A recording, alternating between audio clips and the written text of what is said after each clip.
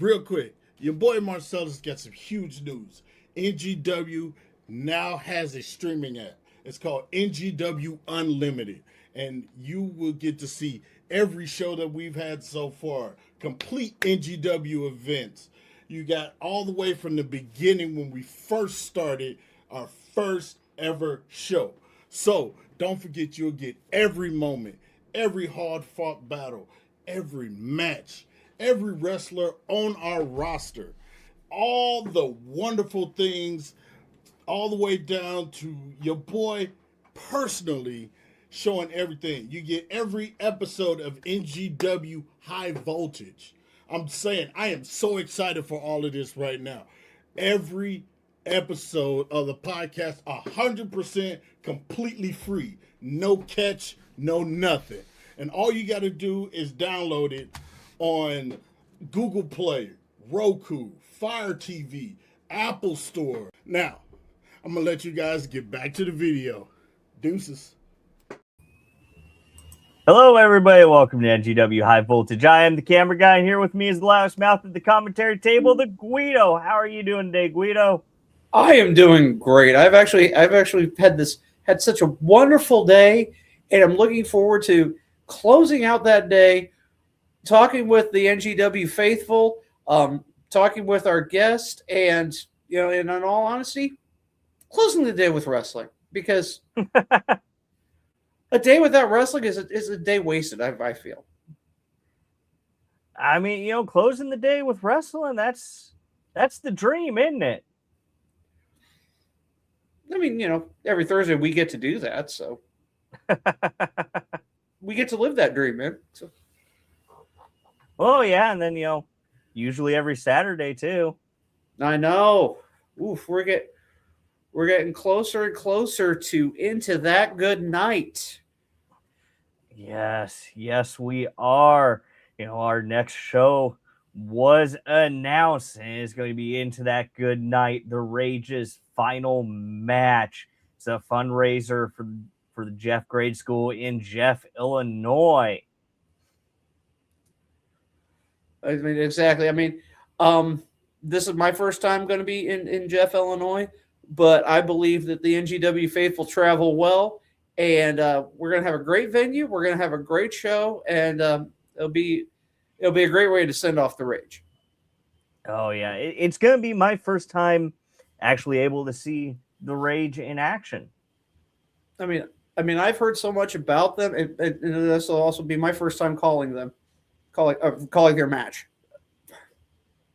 that I know of. I've called so many. I'm looking forward to it. I've very recently been able to watch some video of some of the Rage matches from, I think, 2009 and 2010.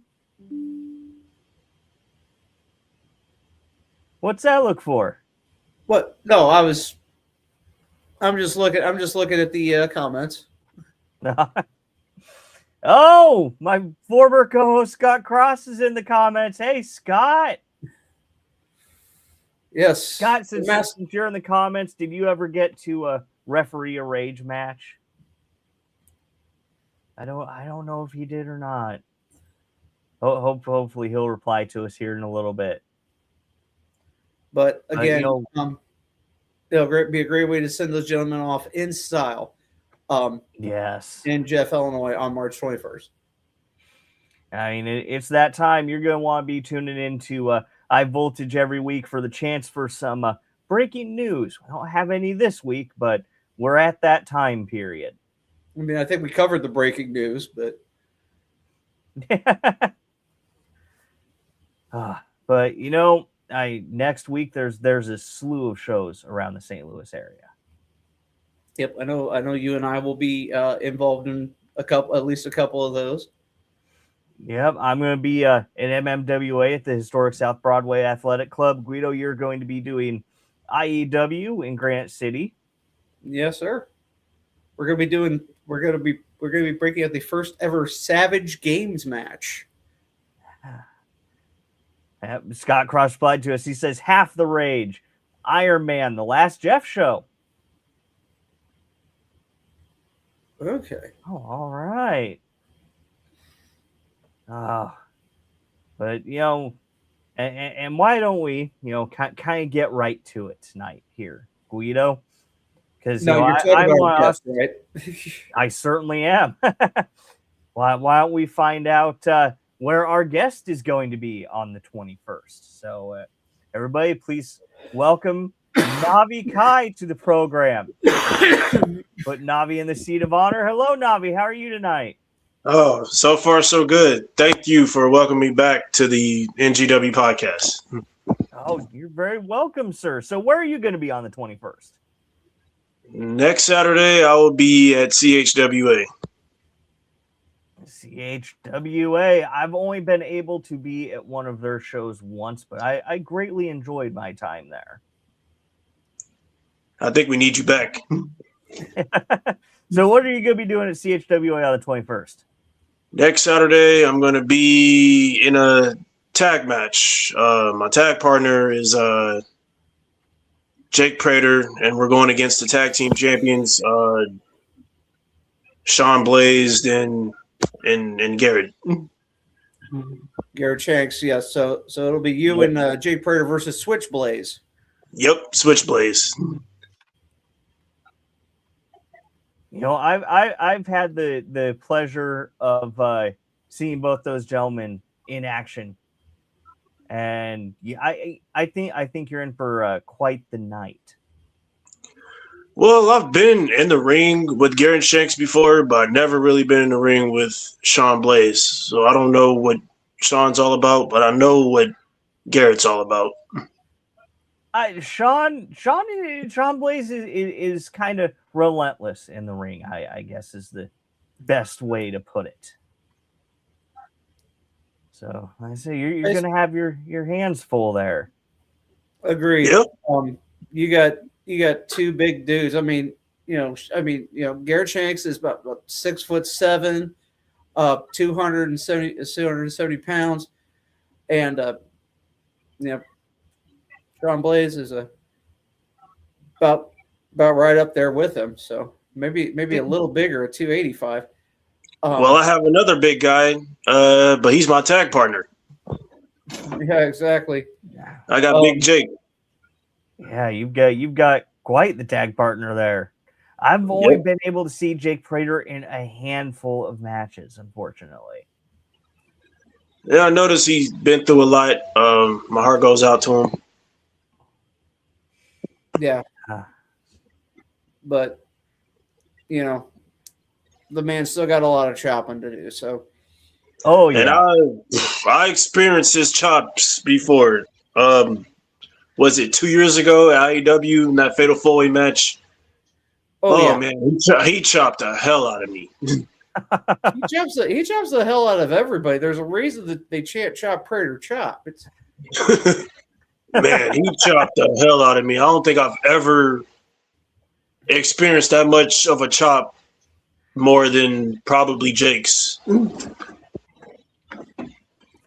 Well, even there is the all-fabled Lightfoot chop, but like I said, it's Prater's chops. Let me just put it to you like this: you should be thankful he's your partner on the 21st. Oh, definitely. I always had respect. I always had respect for Jake. Even when he chopped the hell out of me, I still, I've always had respect for him. He's a hell of a competitor and hell of an athlete. Oh yeah. Built quite the reputation for himself in the area. And like I said, you get that chance to maybe become the new CHWA tag team champions. But Switchblade is no easy out. Yep. So are you looking forward to having Prater's chops working for you? I mean, as long as he ain't chopping me, we good. I agree. There's a pretty good advantage, I would say, to being the camera guy and having a wonderful index of photos that I can access very quickly.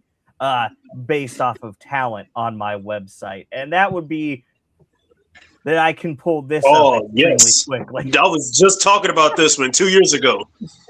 Yeah. Yep. When you said it, I was thinking I was there for that. And that's right, the moment of impact. Yeah, the look on his face, Navi's face says it all. Yeah, it hurted like hell. I do remember I was standing on the ring post and he tried to chop me and I ducked, and then I remember biting his hand after that. I know there's something about biting the hand that feeds you. Is there something about biting the hand that chops you? I mean, well, if you can't take it. We got infamous Dara in the comments saying Prater chops sound like they hurt really bad. Every time I hear them, I feel the pain. Yeah, I'm pretty sure the first 3 rows feel it. Prater's chops does not feel good.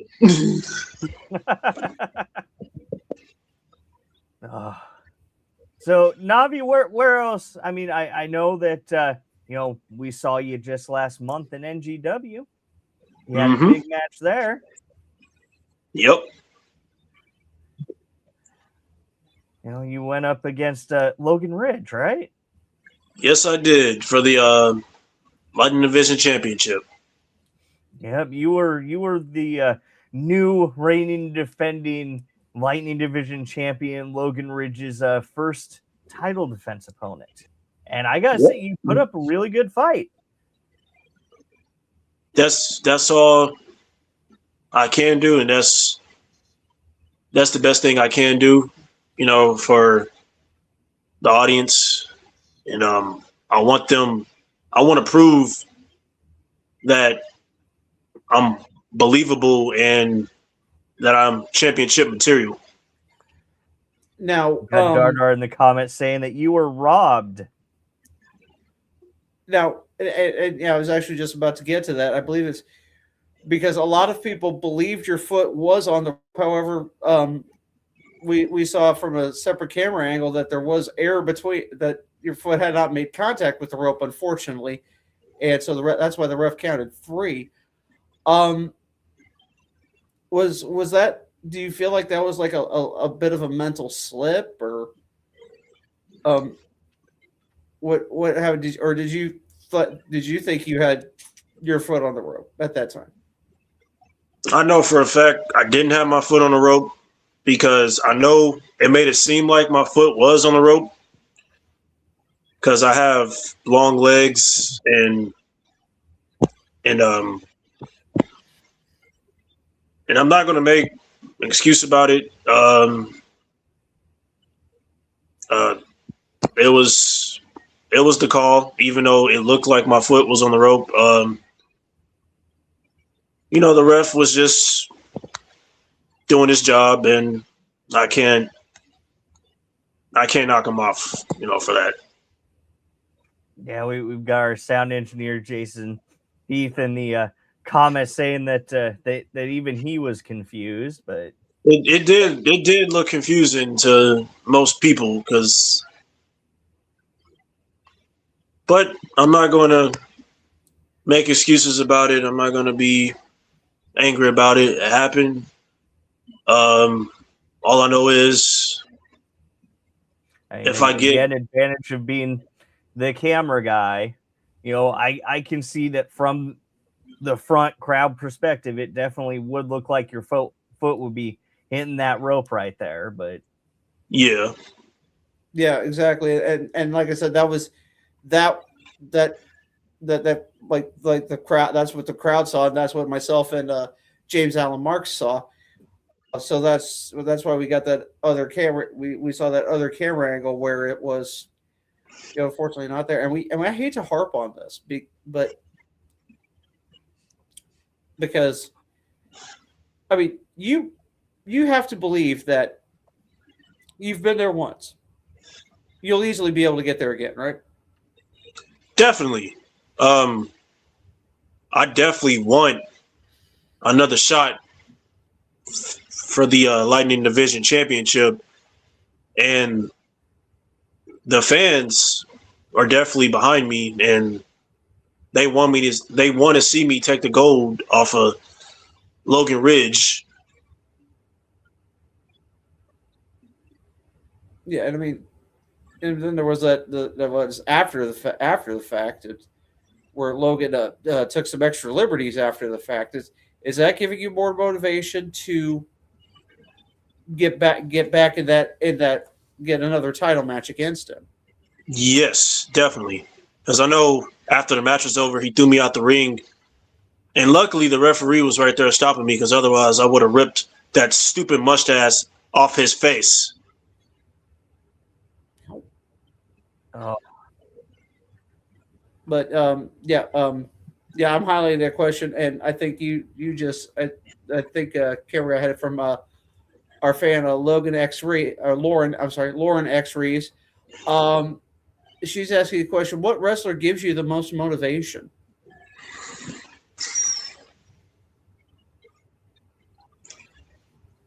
I'm gonna say Rob Van Dam. Rob Van, that's a good answer right there. Like the reason for Rob Van Dam, like a heck of a talent, wonderful guy. Hall of Famer. growing up watching RVD, he was just like so athletic, and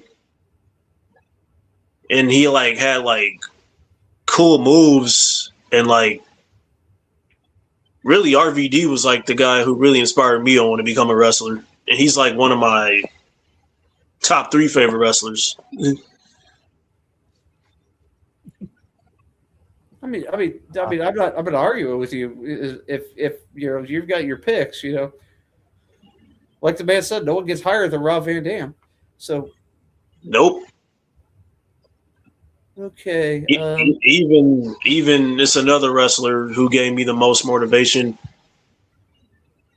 I mean, can I mention his name on this podcast? I think the infamous Dardar is trying to get you to. Chris Benoit. Even though, oh, okay, we thought you were going somewhere else. even though he doesn't exist anymore to us. No, I can understand that. Because of his relentlessness, I take it. Yeah, his tragedy, but we're not gonna bring that up. No. I know earlier Dardar was say his name. I'm like, for a minute I thought she was talking about some other guy, but unfortunately we can't afford him anymore. I go to shows and they start playing a song, and I'm like, stop it! We can't afford him. If he shows up, he shows up. There goes the budget.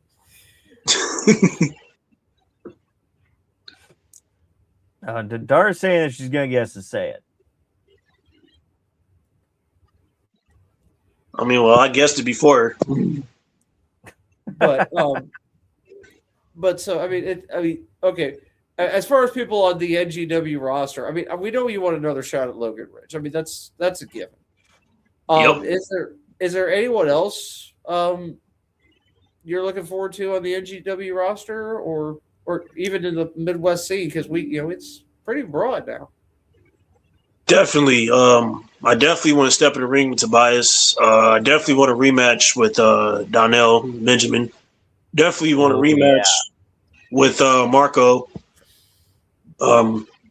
Definitely want to wrestle Ricky Cruz. And I definitely want to wrestle Jerry Morgan, because I never wrestled Jerry one-on-one. It's like all the times that I've stepped in the ring with Jerry, it was like triple threat or fatal four matches. Yeah. I mean, I unfortunately wasn't able to be there for that ladder match at IWA. It's understandable, because it was a horrible, I ain't gonna say snowstorm, but it wasn't that bad. Where I was at when I was trying to get there, I almost went into a ditch. So. Did you really? Yeah. Which I'm not gonna lie, I think I know I myself would like to see a one-on-one match because of the contrast of styles. And I think a lot of other people would like to see him one-on-one. See the two of you in a one-on-one contest.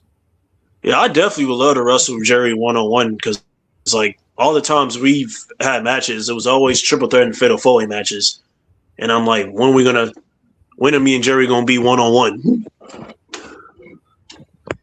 Yeah, somebody I personally would like to see you in action against would be somebody who's starting to make more appearances at NGW, Mr. JSO. Definitely. I've actually wrestled him in his tag partner a year ago at CHWA when he gave me a big 3D. All right. So we've got Marcel Sight saying, yeah, you can do a modified version of your finisher. Well, the All right, Swanton Bomb? No, that's a little bit of a poke at Guido. Oh. Because Guido really likes to point out on commentary Nightfall. Yep. Marcellus Knight's finisher. Whenever Marcellus Knight counters somebody using Nightfall, Guido always calls it a modified version of Nightfall. Well, because usually he sets it up for the ground. You know, it has to be a modified version if he's using it as a counter. But he's countering with Nightfall, though. Yeah. Is it called the Nightfall or the Big Ending? Which one is it? Nightfall. It's called Nightfall. So that's the original finisher's name. Yes. Maybe because I only saw Big E do it, and it was called the Big Ending. I mean, there are distinct differences between the Big Ending and Nightfall, though. Yeah. Because, for example, when Big E would do the Big Ending, and he had you up on shoulders, you drop you to the side of him. Marcellus Knight, however, grabs you and holds on to you to add that extra force all the way down. Yeah. Yeah. And to be fair, you know, to have the ability to hit like a big move like that from just about any angle, it does make it a dangerous weapon in that ring. Yeah, it's a wonderful counter because, you know, like, say he's going up against Navi Kai. Navi Kai goes to the top rope. Navi Kai tries to hit a top rope maneuver. Marcellus Knight counters. Oh. Using the Nightfall. Oh. He gonna make it easier for me. Oh, Lord. Yeah, John Blaze saying goat camera guy. Thank you, John. Yep, I saw you at IWA. He's part of the the Squared Circle Squires. But yeah, no, that's that. You got it. I'll give you a bit of advice for face Marcellus Knight in the future, Navi. Be very careful when you're going to the top rope against Marcellus Knight. Yeah, I should have learned that when I wrestled Marco last spring. But you do. Oh, John Blaze calling Navi the Prodigy. Oh, thank you, John. You know, you do have a really high flying style most of the time. Although I do have to say, I do get very surprised when you bust out the old choke slam. Yeah. Because I started doing choke slams because I was told a buddy of mine was telling me that I should start doing choke slams. And I was like, because I never thought I would do a choke slam, but like now in all my matches, am I going to do choke slams? Nah. Like if I'm in the ring with bigger guys, nah, it's not going to happen because like it wouldn't make sense for me to do that because like unless I'm like buff and like have the Brock Lesnar size to do that, but I'm nowhere near that size. Yeah, not all of us can be the alpha male of our species, but like I said, we have that, this is okay. Marcel Marcel Snyder stays. chat saying as long as Navi doesn't get on my bad side, he won't have to worry about the nightfall. Oh no, Marcel's is like the most lovable guy in the locker room. How can I get on his bad side? And I don't like bullies. But that does lend itself to something. It might not be nightfall, but that is something you have to worry about when you work with such a high risk style. It's why it's called high risk. Yeah, that's true. As you've gone on in your career, you mentioned the choke slam.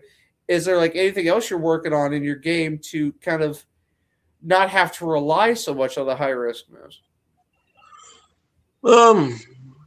I've been thinking about doing like power bombs, like sit down power bombs, but like not do them every match. I mean, there's always gut wrench power bomb, though you don't. No, but I like more power bomb, more like Kevin Owens or Batista style. Okay, something like a sit out power bomb. Okay. Yeah, that'd be cool. Yeah. So, what would you say is your favorite move to do right now? The tornado DDT, because I do them all the time in my matches. Always a good decision.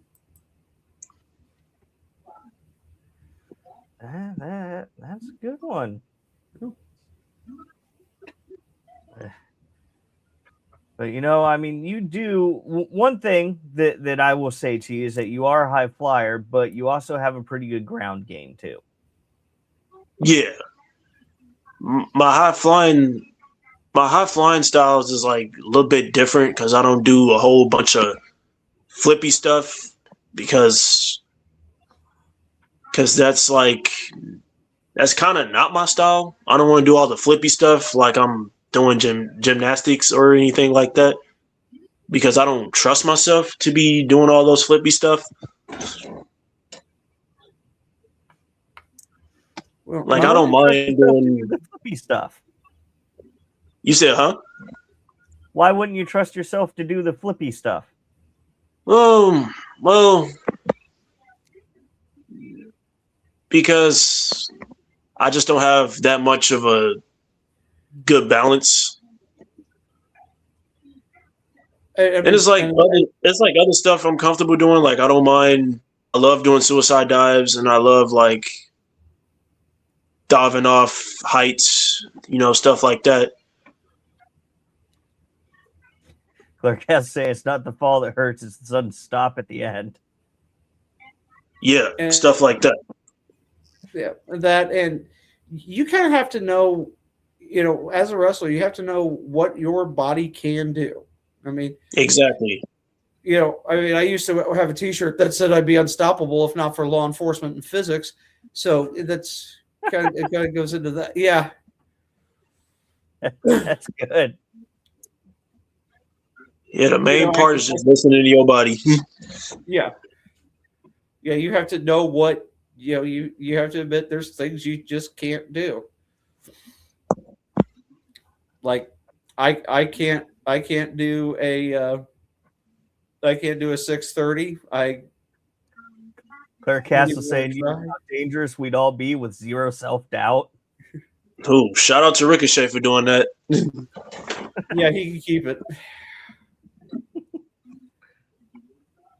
Oh man, did you? Guys I don't know if he still does it though. Does he still do it or? I'm sorry. When he shows up, I kind of tune out. Mostly because his mouth will open and words come out. And we talked about a little bit ago about the ladder match at IWA, and that was your first ever ladder match, right? Yes, definitely. That was my very first ladder match, and I was like really excited and probably one of my best matches I had so far in my career. Did you have fun in it? Because I know that we talked a little bit beforehand before you had that show, and you said it was going to be your first, and you were really excited for it. But did you have fun? I had a great time because I can't wait to do another ladder match when the time is right. Yeah, it was had a lot of fun because it was like my proudest moment because it's like, wow, I never did a ladder match and everybody else, did. And it's like, man,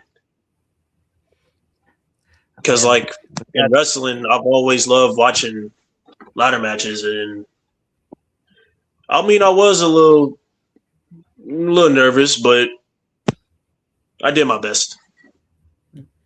Got Dr. Dallas Show just stopping in to say hi. Hi, Dr. Dallas. You can catch his show every Sunday night at 7 p.m. Yep, a big congratulations on the launch of the Dr. Dallas Show. It was some great alternate viewing, given because we don't know a lot of the controversy going on. We're not going to get into that. But yeah, I heard it was the season finale of football that night. Well, it probably would have been great if one team decided to show up. I'm not really a football guy. So. Well, I'm not gonna lie. It was one of those games. My team wasn't in it. I really didn't have a vested interest. So part of me was rooting for the Meteor, but then you wake up the next morning and we're all undefeated again, except for the New York Jets. I think they're starting at 0-1.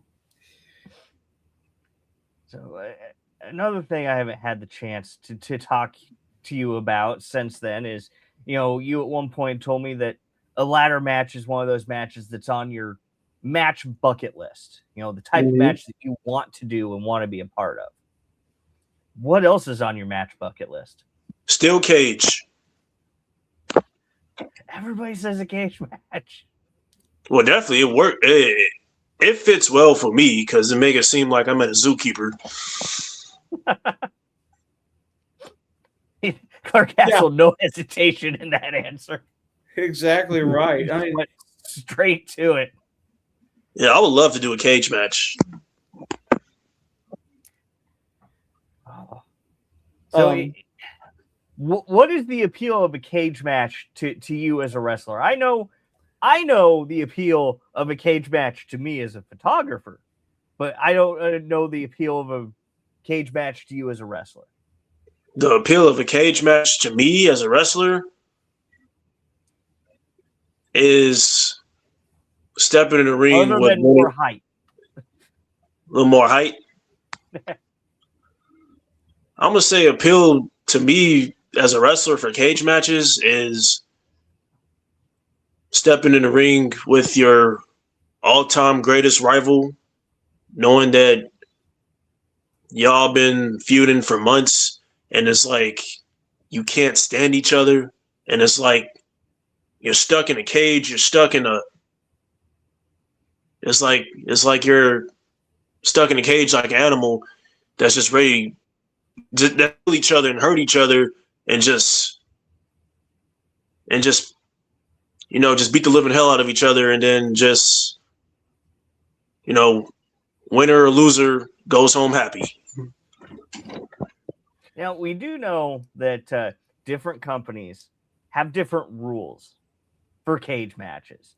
And there's a big difference between different companies. And that is, in some companies, if you escape the cage, you win. In other companies, if you escape the cage, you lose. Which method do you like best? If you escape the cage, you win? It's like, it make it seem like y'all didn't watch, WWE growing up? Like, that's not how they do their cage matches. It is now. Oh, Lord. No, it's they have they have pinfall, submission, or escape. Yeah. I mean, yeah, but If like you if leave you the escape cage, the you win. cage, I personally don't understand that. I don't understand that either. It's like If that's you like the leave the mindset cage, of a you're the video chicken game. running away from the fight. Yes. I mean, I know they put that in war games. That if you leave the cage, you actually forfeit the match for your team. Which when I was watching the women's war games match, and Becky Lynch was trying to get out of the cage, and they were trying to the opposing team was trying to go. Like, no, let her go. If she escapes, you win. I'm gonna say this. Me personally, I'm not a big fan of multi-man cage matches. I like one-on-one because that makes more sense to me. I'm more of a fan if you're going to have like a multi-man cage match, something like Elimination Chamber makes sense to me. Exactly.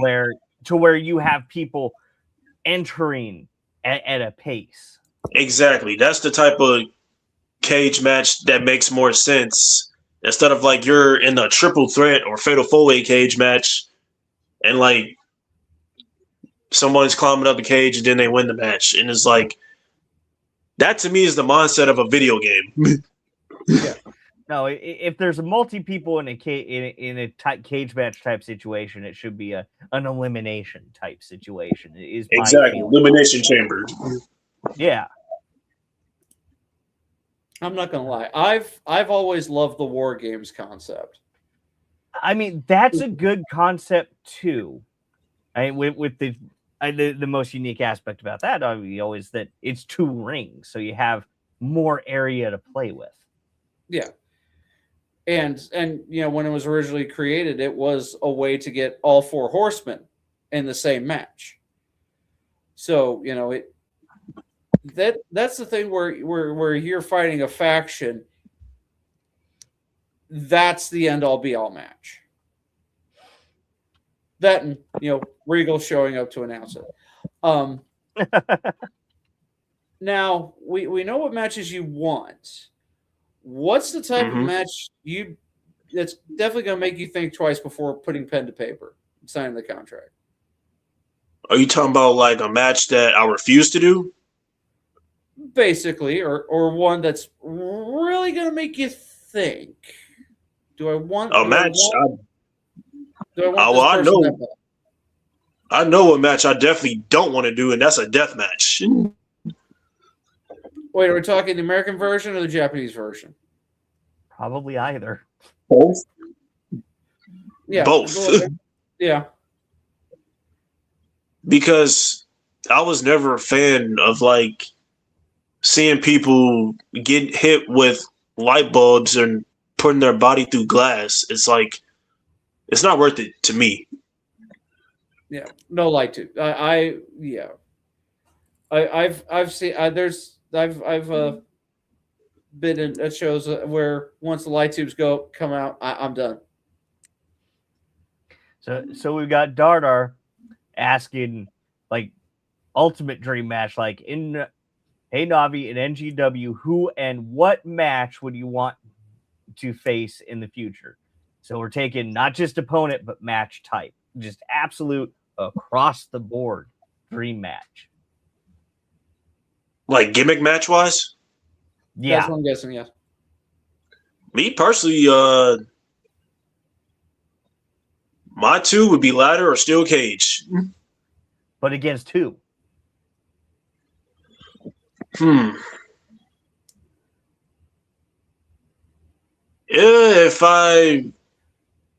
it depends on who. So if I end up with a rematch with Logan and me and him just keep butting heads, I choose Logan. Because like he's really my main target so far right now in NGW.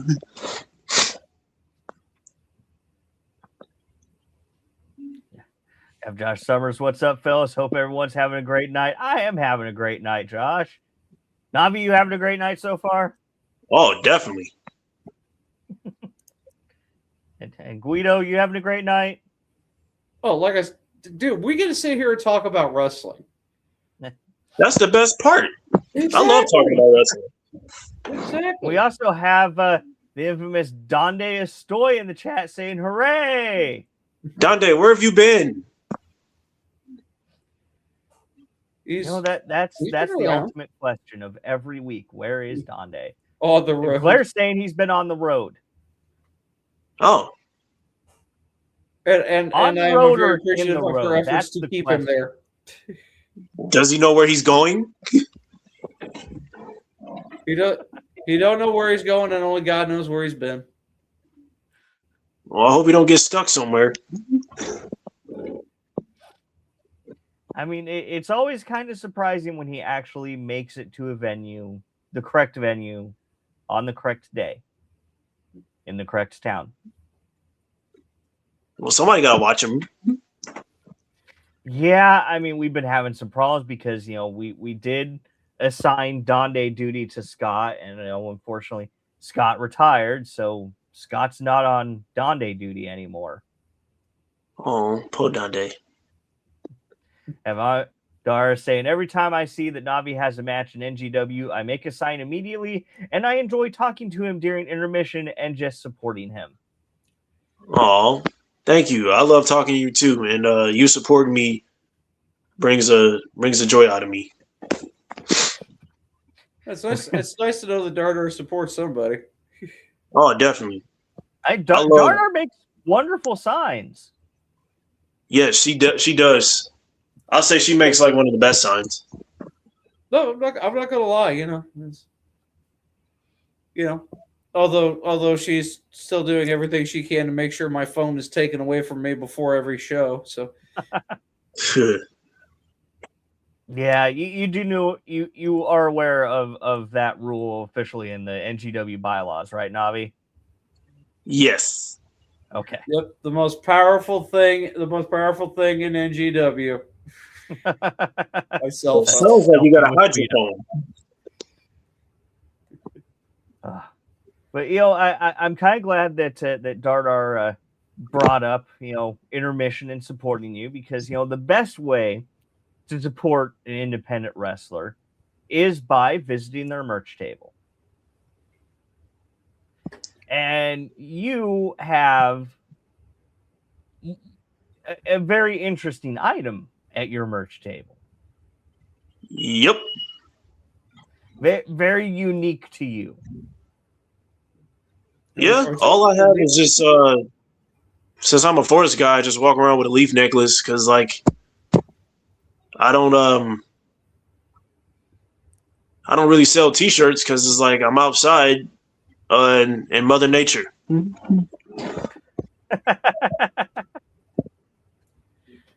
know, I never looked at it that way. Yeah. Okay, I'm noticing something in the chat from Dardar. He took a photo with my, and he's still perfectly fine. That I know of.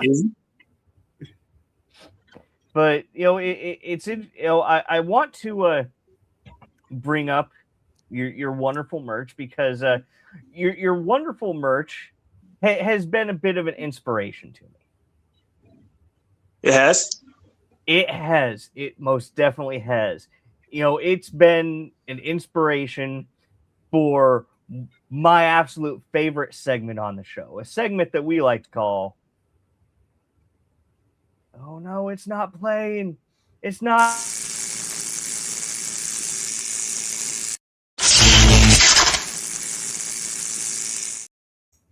Technical difficulty, shock therapy.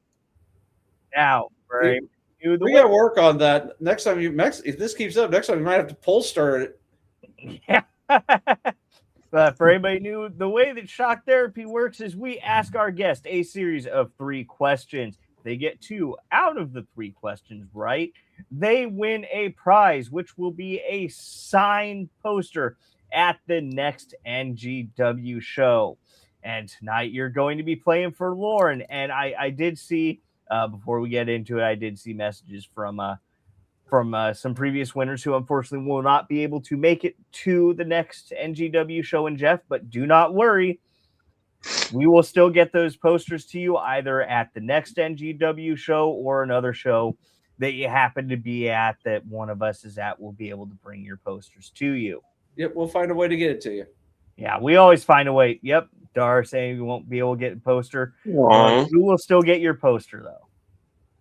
We will make every effort to get your poster to you. But as I was saying, your leaf necklaces inspired me. It inspired the questions for tonight. Because every single time that I see at the merch table those big leaves just sitting out there, I, like every other person, when I see a big leaf sitting somewhere, my brain immediately goes to a tree star. And a tree star, of course, are what they called the leaves in The Land Before Time, the 1988 Don Bluth classic. So, Navi, all of your questions tonight are about that 1988 Don Bluth classic, The Land Before Time. Have you ever seen that movie, Navi? To be honest, no, I haven't. Clark Castle saying, not camera guy summoning the entire generation's trauma. Well, at least the questions won't be related to Watership Down. That's even worse. Yeah, that's more. That's more. Or Return to Oz. Oh, Turn the eyes. If you haven't, that's nightmare fuel. that's nightmare fuel for a different day tonight. But tonight it's all about the Don Bluth class. Oh, Old I Yeller. watched that one. Transformers, the animated movie. I mean, I watched Transformers. No, I'm talking about the original animated movie, which still fosters my hatred for Hot Rod. Sorry, I was laughing at the comment. I should never laughed. I'm sorry, Guido. Oh no, you're fine. Oh, never-ending story. Yeah, we're just pulling out all of the trauma inducing. Okay, but now Navi, I wish you luck, but I think you'll do good though. I think you'll do good. Are you ready? Oh yes, definitely. All right, Navi, your first question. What kind of dinosaur is Littlefoot? In The Land Before Time, is Littlefoot A, a long neck, B, a cat dressed as a dinosaur, C, a prehistoric deer with commitment issues, or D, a Tararar? Dinosaur. I'm gonna say D. You're going with D, a Tararar?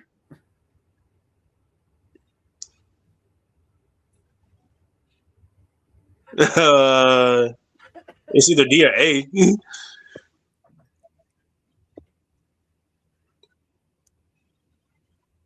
Okay, so we know it's not a cat dressed as a dinosaur. That's probably what's going to be. Confident it's not a cat dressed as a dinosaur. Yeah, that's what's going to be in my house this weekend, probably. That's different. Maybe Navi needs to phone a friend.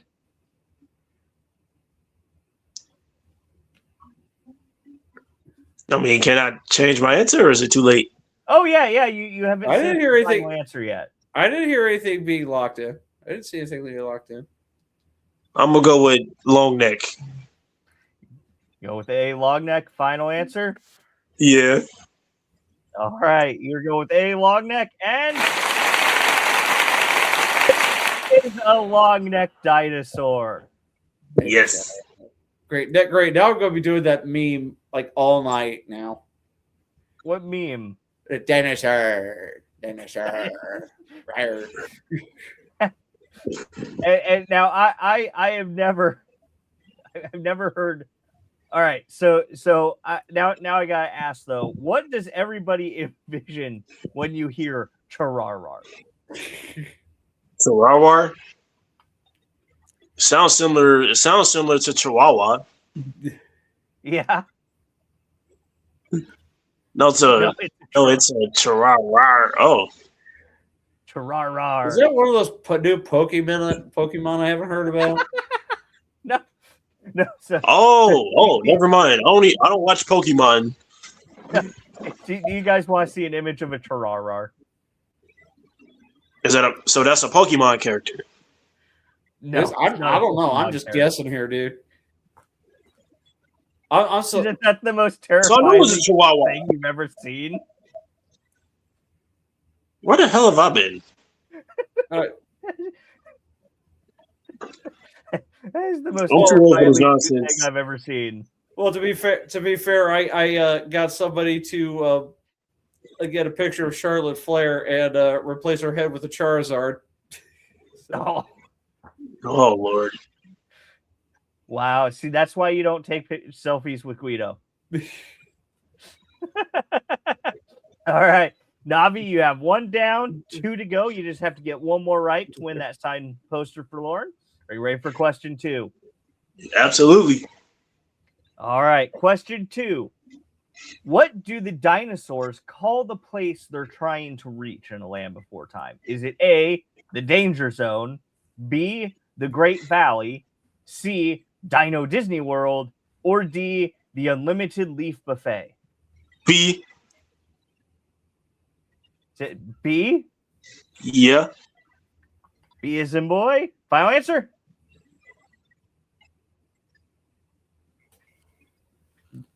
Final answer? Yep. Final answer. B. Final answer? And it is the Great Valley. The dinosaurs were venturing to the Great Valley throughout that movie. And congratulations, you got 2 out of 3 right, so you did win that signed poster for Lauren. Yes. But we still have 1 more in the chamber. Love you, Lauren. I'm sorry. I'm still looking through my hate mail here from Dardar. But Navi, do you want to see if you can go 3 for 3, get a perfect score? Absolutely. All right. And your third question. What tragic event happens at the beginning of the first Land Before Time movie? Is it A, the meteor hits early and ruins the sequel plans? B, Littlefoot's mother dies? C, the dinosaurs lose Wi-Fi? Or D, the narrator loses their voice? Keep I'm in gonna mind, go with B. kids. I'm gonna go with B. You're going to go with the standard 1980s trope for a kids movie that the mother dies. Yep. Yes. Okay, to be fair, Baby was in the 60s. 50s, I think. So I'm gonna go with B. Going with B, Littlefoot's mother dies, and you are correct. That scene is the source of generational trauma. yep, the 80s is where your childhood went to die. Very much so. But congratulations, Navi. You got 3 out of 3 right. Congratulations to Lauren for winning that signed poster. Clark Castle saying the Disney Vault traumatized us every 10 years on schedule. Oh, I'm glad I won that. I mean, common sense would say it wasn't Disney World or the Wi-Fi. Yeah. I don't know. Considering that we said at the beginning, the movie came out in the 80s and Wi-Fi wasn't a thing in the 80s. Oh yeah, for sure. I know for a fact people that grew up in the 80s, internet didn't exist. No, Wi-Fi was your mom standing out on the front porch yelling at you, telling you it was time to come in for dinner. Yeah. Get your blanky blank in this house before I beat your blanky blank. Oh, don't bring up whoopings. Oh man. That was Great. We kind of had the internet. We called it BBSs, and it was just computers talking to each other. Jason D saying, "Don't talk about '80s trauma unless you bring up 8 tracks from Never Ending Story." well, it's Artex, and yeah. Oh. Yeah. Okay. And then, like I said, the Transformers movie. We kind of went down a weird little rabbit hole here, but so Navi Kai, you're not a part of my generation, so we don't share the same generational movies in that. So Well, I think What there was- might be one that might hit him. what's that? Full Metal Alchemist. Huh? No, yeah, Oh, no. listen to that one. No, but I have to ask you, what was the most like childhood traumatizing movie that you grew up with? This might sound silly, but I'm gonna say Snakes on a Plane. Snakes on a Plane or Orphan. Ooh, Oh, good one. those aren't really kids' movies, though. Orphan, well, it was I don't know if y'all seen Orphan, but you know, this little girl like straight up end up killing people, and then all of a sudden she wasn't a kid, she was an adult. Yeah. You know, that's oddly enough, that's actually based off of a true story.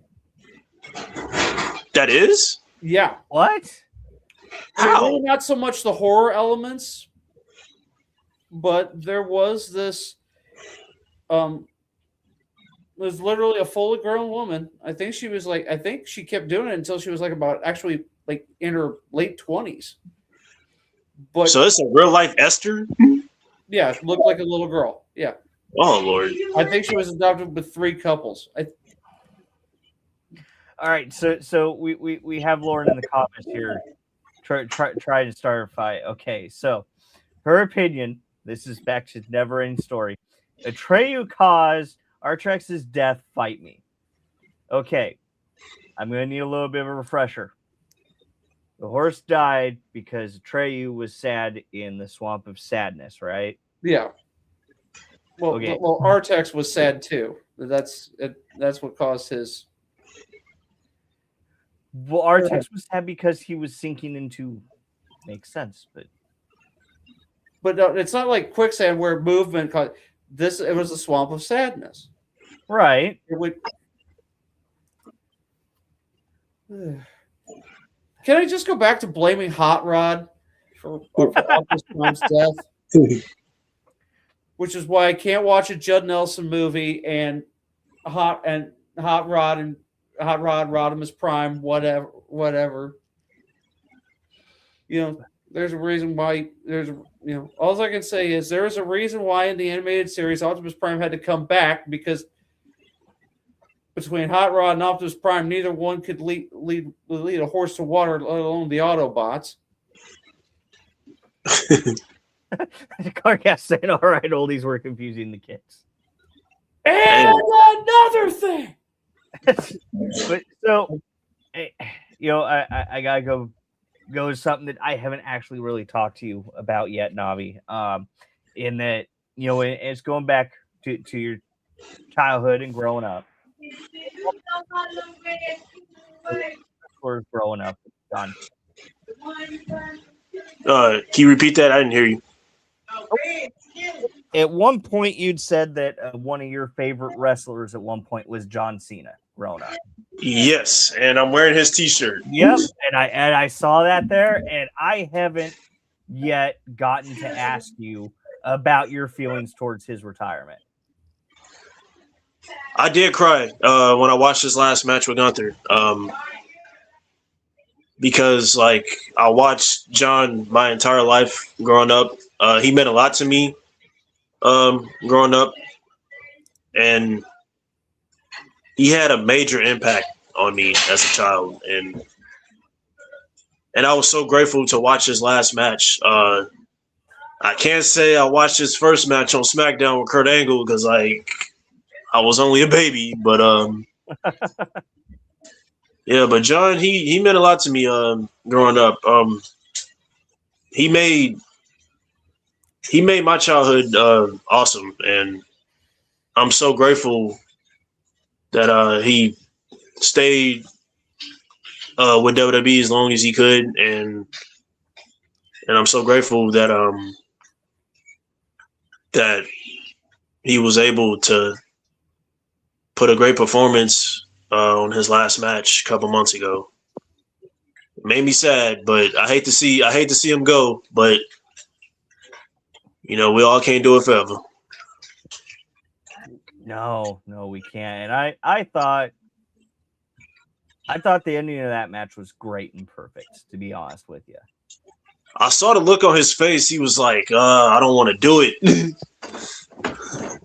Yeah, it was the ultimate in storytelling. It really was. Yeah. It definitely was, because I remember like that was the first time since 2003 he tapped out. Really that long? Yeah. Yeah, because I think the last time I think he tapped out, it was either Chris Benoit or Kurt Angle. He tapped out to. That's I didn't realize that. Yeah, Wow. that was before. That was when he was still doing the Thugonomics character. That was before the Never Give Up gimmick. So I gotta ask, outside of that, what was your favorite John Cena match? The match that like you would sit and just watch over and over. Oh man, I got a lot of favorite Cena matches. Booker T, SummerSlam 2004, JBL WrestleMania 21 when he won the WWE title. Always a good one. Shawn Michaels Monday Night Raw when they wrestled for over an hour in the UK. The triple threat match he had with Rob Van Dam and Edge for the WWE title. Edge steel cage match for the WWE title. When DX interfered and they beat up Lance Cade and Murdoch. Him and Seth Rollins Monday Night Raw and SummerSlam. Monday Night Raw when Cena got his nose broken and then he finished the match, and then the SummerSlam match he had with Rollins where Jon Stewart interfered. I hated that moment. I just want to go back to that one because I remember the one where Cena wrestled Rollins and he broke his nose. I remember him looking at the ref like, he's like is it noticeable, dude? Your nose is in your ear, bro. Yes, like his nose was like very sideways, but he still finished the match. Like I'm like, yeah, it's. And I mean, and that's one of those things that makes wrestling great because that's something we can enjoy that we can share with our loved ones, our friends and family. But as the great Geddy Lee has once said, we're only immortal for a limited time. Yeah. I mean, it sucks, and now we're seeing another great AJ Styles. I mean, it still seems like it's up in the air depending upon what source you read and who you believe. And like I didn't know AJ's last match was going to be at the Rumble. I thought he was going to have the exact same retirement tour as John Cena did. Like AJ was going to retire end of this year, but I guess he decided to hang it up early. Well, I mean, the thing is, I think about, because, these are guys that are like my age, maybe a little younger, and I mean, it does suck, seeing people you grew up with and that. But the thing is, in like the case of a guy like AJ Styles, I was an AJ fan back when he was performing in TNA. Yeah. Did you know? Did you know he was a curtain jerker in the late stages of WCW? Yes. Yeah, I noticed that as a little kid watching him on TNA. I didn't know he was in WCW until I found out when I was in high school. I didn't watch any of his matches in WCW, but I watched highlights because I know at the time that was like the end of WCW around that time when AJ was in WCW. The end of WCW was a wild time. Yeah. I mean, that was basically basically the end of the Attitude Era. Well, yeah, because I mean, everybody points to WrestleMania 17 as basically WWE's victory lap. Yeah. And some people say WrestleMania 17, or some people say Survivor Series 2001 was the last of the Attitude Era. But yeah, I mean but like I said, we've gotten to see a lot of great wrestlers. I mean, from AJ Styles to John Cena too. I mean, I got a little choked up when the I Undertaker. do have one more Cena favorite match of mine. It's the last 2 Mania matches him and The Rock had at WrestleMania. The one that was supposed to be once in a lifetime. Yep, WrestleMania 28 and WrestleMania 29. Yep. I was like mad Cena lost the first match, but then I was happy Cena won the second match. It was so good they had to run it back again a year later. Yep. I'm actually grateful that they did have a match because I knew when The Rock was going to come back to wrestling, I knew him and Cena were going to have a match because they were their top major stars around that time. Yeah, Punk's 434-day title reign had to end on an elbow drop. Yeah, it did. At that time, as a kid, when Punk turned heel, I hated him now because, like, okay, I'm ready for him to lose the WWE title. Yeah, now, looking back on it, I really believe Punk should have retained the title. Looking back on it. Well, yep, we got Claire Castle sitting here with I love the Rumble with him and Batista. Oh, yeah. That's my favorite John Cena match. That one right there. That's my favorite Vince blowing both his quads moment. Oh, Rumble 2005 when they both went out. Yeah. The best botch in the history of the Rumble because it worked so well. It was great. That's crazy. I mean, that's the thing. It's when you spend as much time like we have on the other side, the coordination between those guys to get it to where they land simultaneously. I do love their rivalry they had back in 2010, Cena and Batista, because I liked it better than their first rivalry they had back in 2008 because Batista was actually a villain at that time now. Yeah. Oh, excuse me. But yeah, so I mean, it's and that, like I said, we've because that's the thing, it's when I was growing up, Hulkamania was the big thing, and I was never big on Hogan. I was never quite that big on Macho Man. There really wasn't any way that attracted me to wrestling until the Undertaker came along, and I'm seeing kids cry and be scared, because prior to that, death never really came into the picture as far as wrestling. Yep. It was guy A wanted to beat up guy B for reason C. And the 1980s was very cartoony and silly. Okay, to be fair, that was 1990. Yeah. The Undertaker kind of marked the end of that. Yeah. And like I said, I'm sitting there looking at this and like, this is the coolest thing I've ever seen. I mean, think about it. On that same show, you still had the glimmer of the goofiness with, the gobbledygooker. Oh, and Doink the Clown. Making kids cry, bro. But that's the best part about wrestling is creating emotion. Yeah, it certainly is. And now that you're in the other side of it, is that one of the things that drives you? Can you say that again? Well, and now that you yourself are in wrestling, is that kind of what drives you to getting that reaction from the fans and that? Definitely, because that brings so much joy whenever I get a huge pop or the fans react me coming out, and that's like such a blessing through my heart because it's like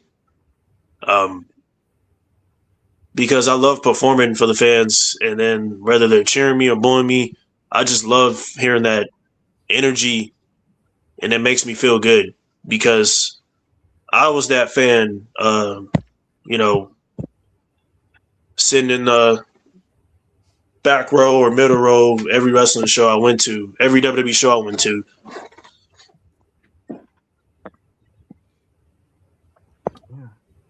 I excuse me, keep getting something in my throat there. I can really tell that you try your best to connect with the fans, especially during your entrance. Definitely, because I know I come out and then I take my necklace off and I give it to kids or I give it to grown-ups. Because Bret Hart actually had an inspiration on me doing that, because I know he would come out, he'd take his sunglasses off and he'd give it to a child. Or Hurricane would come out, he'd take his mask off and he'd give it to a child. You know, I did the Bret Hart sunglasses spot at my wedding reception. Did you really? Yes, I did. You had pink sunglasses? I had sunglasses. Let's just go with that. Oh. Those pink Bret Hart sunglasses were a bit hard to come by. So, but I noticed like everybody in wrestling nowadays kind of has a similar Bret Hart version, kind of, except with different colors.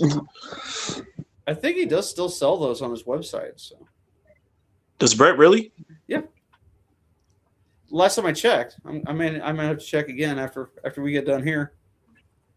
Well, you gotta make money somehow. Navi, I want to thank you for joining us here tonight. I also want to wish you best of luck on the 21st. You and Jake the best of luck on the 21st in your tag match at CHWA. Oh, thank you. And thank you for welcoming me back. I'm so grateful to be back on the podcast. Yeah, man. Can't wait to see you back in an NGW ring. Oh, me too. I can't wait to get back in the NGW ring. Don't know who I'm going against, but I'm looking forward to that. All right, but thank you again, sir, and you have yourself a wonderful evening. Oh, y'all too. Thank you, fellas. Thank you. Bye. Yeah, I mean, this is one of the reasons I joined up with this show, and because of shows like this where we're able to just really share our love of wrestling and a lot of other things. I mean, I feel bad that we had to go to that it was mostly trauma bonding, but well, I mean, there's trauma bonding in wrestling too, you know. Yeah. And I just want to say this one more time: Hot Rod sucks. Okay, so my biggest problem with that movie, you keep bringing up, my biggest problem with that movie is when you had now his name eludes me, but the voice actor was the guy from Unsolved Mysteries. Oh, Robert Stack. Yeah, Robert Stack was Ultra Magnus. Yeah, Ultra Magnus. All right, so they're on the trash planet, right? Yeah, and they're getting attacked by Galvatron, and that's the point where Ultra Magnus is like, "Oh, this is the darkest hour. I'm just gonna pry it open, and I'm gonna use the Allspark's power to help us out of this situation." And instead of using the very obvious, put your hand here and pull it open, he's grabbing in the middle of it, trying to rip the thing open like some absolute fool. Well, and that's the thing with the movie as a whole. That I think, it's that we now 5 easy payments of 19. Okay, to be fair, my personal highlight, Eric Idle as Wreck-Gar, the leader of the Junkions. But no, the best moment in that movie is in the Junkyard when you get the Weird Al song. Yeah. Yeah, exactly. And like I said, that movie does have so many great scenes. I mean, mostly anything Grimlock did. But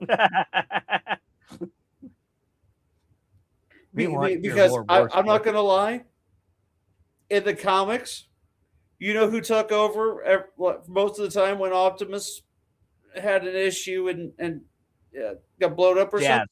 Grimlock. Jazz was number 2, man. And that's that right there is my biggest problem with the first Michael Bay, the 07 Transformers movie, is that they just opt Jazz right away. Yeah, because Jazz survived the Gen 1 purge, basically. Yeah. And that's the thing. It's the thing was and I feel this is weird. I feel a bit like we're going on a side quest here. Oh, we are. To a point to where this is I feel like we're going to do and another thing. The simple fact is, yes, at most, yeah, get your popcorn ready, because that was the thing.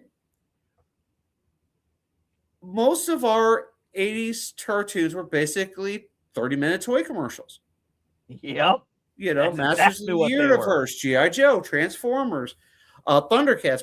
It was all designed to sell toys. And the simple thing with the movie, with the 85 Transformers movie, 86. They were wanting to bring in a new line. They were wanting to sell more toys. So they wanted to just get rid of the G1 Transformers. They wanted to usher in G2. The problem that these toy executives didn't realize, these were more than products to us. Growing up, you know, like kids of my day and age, you know, they idolized guys like Joe Montana or Dan Marino. You know, those were their heroes. I know this is going to sound weird. My hero growing up was Optimus Prime. Yeah. Because no matter how hard it was, he did the right thing. As he said, no matter the cost. In that movie, and I don't know. I mean, at that one point, he just decided that he was going to take everything on his shoulders and just leave everybody behind and go up in the jetpack and just, you know, one man get all the experience points by taking out the Decepticon ship. Oh, you're talking about the first 3 episodes of the series, yeah. Yeah. He was wanting to make but he was willing to make the sacrifice for the greater good. He was willing to sacrifice himself for the greater good. That's what it. No, he was going to go up there. He was going to get all the experience points, shoots up 10 levels by himself, leave the rest of his party there on the ground. Okay, all right. I think you've put way too much fantasy into this, but you know, but that's the thing. I guess he completely ignored Mirage's stealth check in that, but that's for another time. Oh yeah, Mirage was good. Yeah, exactly. Remember when Gandalf convinced the party to flee, so he got all the XP? Well, he was so close to leveling up. Why not? But we've gone way off topic here. Dude, we've spent this show off topic. I think this is one of those rare high voltages where wrestling's an afterthought. Yeah.